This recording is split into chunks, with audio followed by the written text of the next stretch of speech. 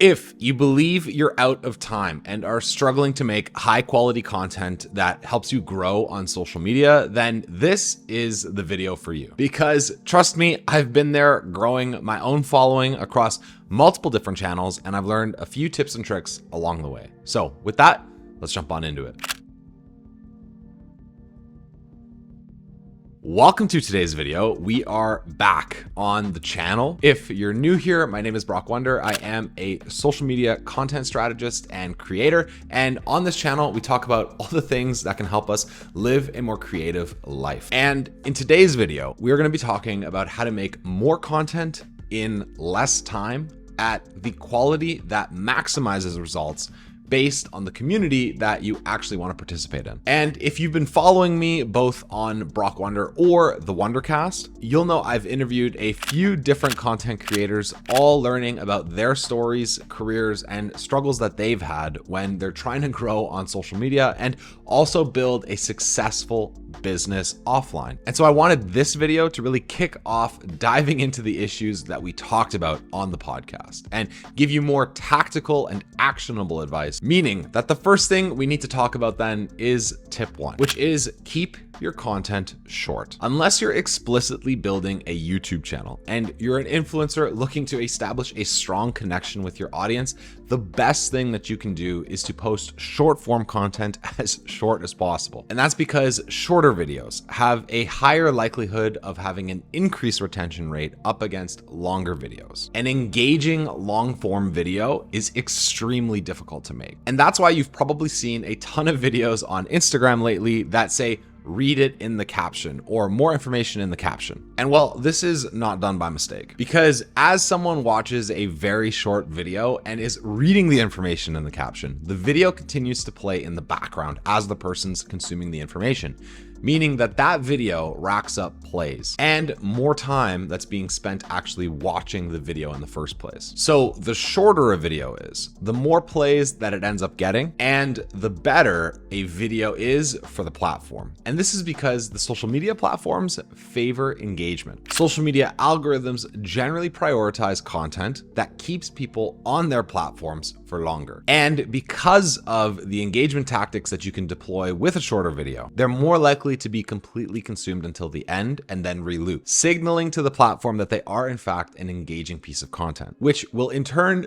boost the chances that the video will have a higher visibility of being seen in the feed because the platform is going to end up pushing it. And with Instagram's newest update, it's rewarding retention a little bit differently, but even more. And if you want a full video on the new analytics that have come out regarding retention so that you actually know if your content's performing, comment down below, let me know, and I will give a full breakdown. But for now, all you need to know is that social media rewards creators who can keep people on their platforms for longer. Makes sense, right? It's a business after all. However, the contradictory part of social media is that social media content is meant to be snack sized, not a sit down feature film for hours at a time. And that's because when a consumer goes onto social media, they're in the mindset of consuming things for a shorter period of time. And that's because of two things. One, attention spans have been shown to be decreasing over time. We know this. However, social media content is meant to deliver on instant gratification.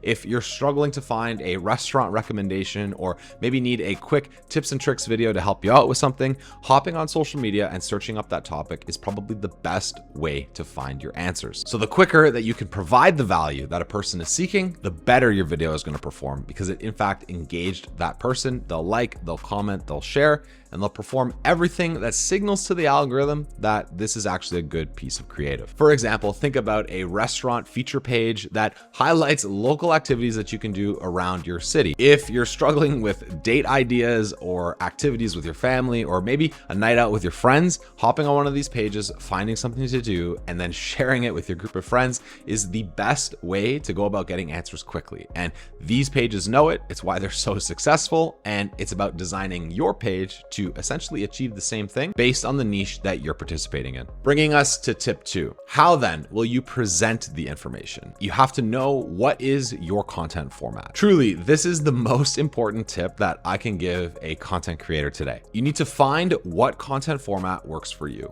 I generally call these things gimmicks because they're essentially the thing that gets people to recognize that it's a video from you or is stand out enough to really show up on the feed individually across all the other people that are posting content and separate yourself from the pack. For example, in my case, if you know my street photography tutorials, I generally like to shake my camera in front of the lens.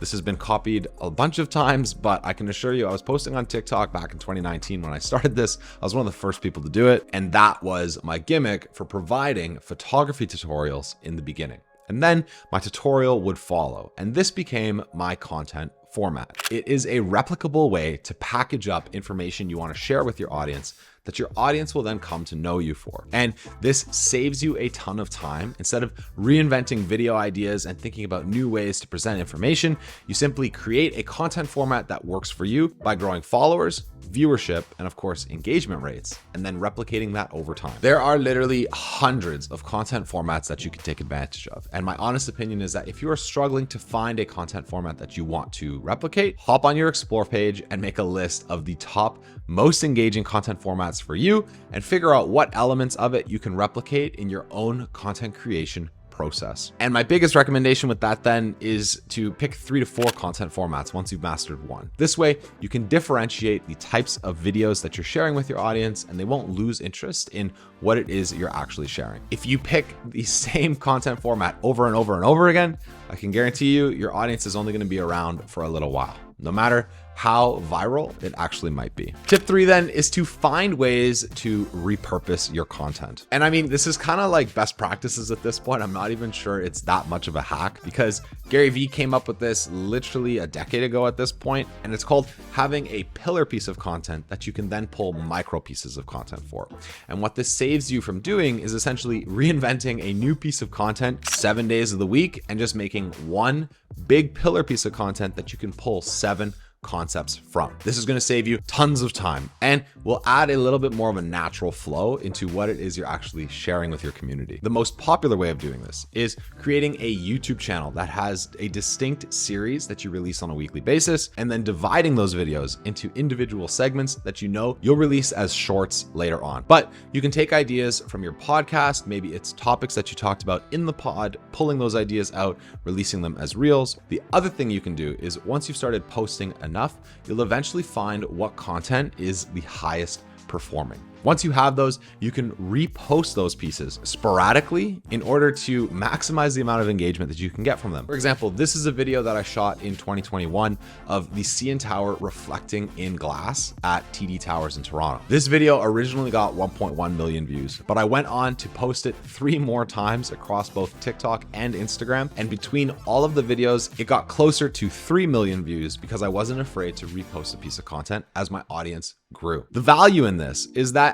as you add new people to your audience, they probably haven't seen your older content. And so if you spread out reposting content periodically in a way where your already engaged audience will forget that they saw it in the first place, or at least be willing to watch it one more time, I usually recommend a 3 to 4 month window, then you can get more views and save yourself the trouble in the future of adding a brand new post when a already made post would be perfectly acceptable to build into your content schedule and inevitably save you tons of time and probably get you more views than if you were to reinvent the wheel with a completely new content idea. Tip 4 then.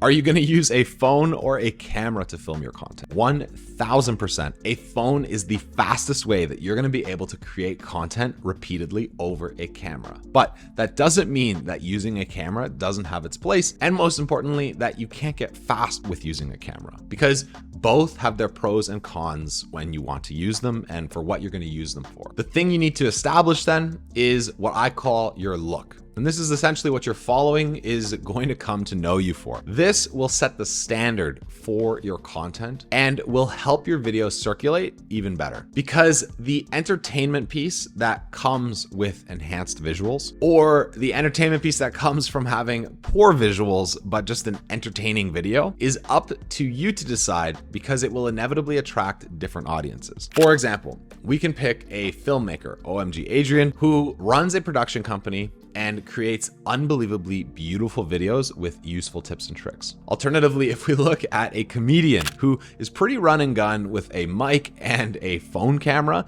but the videos are absolutely hilarious, they perform equally as well and contribute to both of the goals that these creators are going for. Probably Adrian's going to land more production work, whereas the comedian is just looking to showcase that they're funny and needs more bookings. So the way your video looks is really dependent on what your end goals are. And if you're running out of time because you're filming them and you don't need to have that high production value, my honest recommendation is to just not worry about it and focus on the content itself. Because tip 5 is, once we have the way we're making our videos in place, how then should we make them? Well, batch producing has been said to be the be all end all since I've started on social media, but does it actually work? In my experience, batch producing your content is one of the quickest ways to let your audience lose interest in you. Batch producing is when you take your future videos that you want to post and film all of them in one sitting so that you don't have to worry about filming them on the go. And that's because you're inauthentically making your videos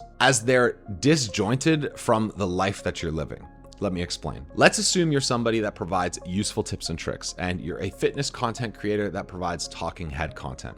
There's nothing stopping you from making 52 videos in the month of January, editing all of them, and then posting them throughout the rest of the year. You're sitting at a desk giving tips and information. However, if you are a lifestyle creator, the engagement piece that comes from growing your audience is reliant on you filming and recording your life as your life happens. Maybe there are elements of these videos that you could film in batches, but the real value that comes from paying attention to somebody who's sharing their lifestyle is in fact that this person's taking them along for the journey. And so if you're batch producing your content, but you are in a niche that relies on showcasing the little moments of the day-to-day, you're gonna harm yourself, even though it is a significant time saver. And so even though you might not be worried about filming as you go and live your life, your following is here to find out what it is that you're up to on an ongoing basis. And so it's up to you to figure out what parts of your video can you batch, save time with that, and then add them into the mix. Going back to our fitness influencer example, maybe you go to the gym for a week straight and film enough tips and tricks videos in the gym that you don't have to worry about it for the next month. Then incorporate those clips into the vlogs that you make, and this way you can just go to the gym as normal, not worry about filming, and save a ton of time as an end result. Tip 6 kind of goes back to that phone and camera conversation, but it is to underproduce your content. Really, the production value of your videos is reliant on the niche that you're going to participate in. If you are in a niche that doesn't care about production value, which I can honestly say is not photography and videography, this is like the ultimate place for production value for obvious reasons, then you really shouldn't spend time focusing on it. That's because your content needs to do 3 things. It needs to inspire, it needs to educate, or it needs to entertain. And it really doesn't matter what it looks like if you do those 3 things, depending on what you're going after. For example, I could shoot street photography videos using an old GoPro. As long as the photos look good, that's probably what my audience is going to care about. But if you're showcasing cinematic documentary style long form pieces and you want to take those moments and share them on the feed, they probably have to look pretty good. And so why production value matters is because entertainment can come from beautiful visuals. And truthfully, it's up to you to determine how and if you need to present yourself in a more visually engaging way. But you as a content creator needs to understand what your niche actually wants to see and make a decision about what the minimum standard of quality actually is for your space. Why the production value then begins to go up in a niche. For example, what happened with food content, where during 2020, it was probably all shot on a phone in a dimly lit kitchen, and now it's literally cinema grade quality videos showing recipes, is because quality of creative is the differentiator once the ideas of the videos become replicated. And so people will separate themselves by creating unbelievably produced videos if everybody's showing the same cake recipe over and over and over again that went viral in the past for somebody else. Essentially, the saturation of ideas and uniqueness of the content means that creators have to find other ways to arbitrage attention, and production value is one of the last steps in a niche that becomes saturated to then feel the pinch of that. So it's about knowing where your niche is at and creating content for that level. This way you'll save time than having to worry about font styles and graphics and what camera you use, and can just focus on the content itself. This will save you a ton of time, but you'll need to recognize that at some point production value will go up and you will have to play the game. Bringing us to our last tip, which is to make it as easy for yourself as possible. If you haven't noticed, the theme of this video is to find the gaps for where you can save time and where you need to put your time into. If you can spare time in other places, it's worth putting that extra time into others. Where, for example, how crazy do your scripts need to be? Do you need to spend 2 hours on scripting or 1? Do you need to hire an editor because your videos are so complicated? It's about realizing where you can save your time, find those efficiencies, and then devote yourself to making the best content possible for your respective niche and what your goals actually are. So hopefully you found some tips and tricks in today's video that are useful to you for conserving time as you make your content. And if you did, be sure to leave a like, comment your favorite part of today's video and what future videos you'd like to see. And of course, I will see you all in the next one. There are a lot of fun ideas on the way, and I'm really excited to kick this back up again. So with that, I will see you all in the next one.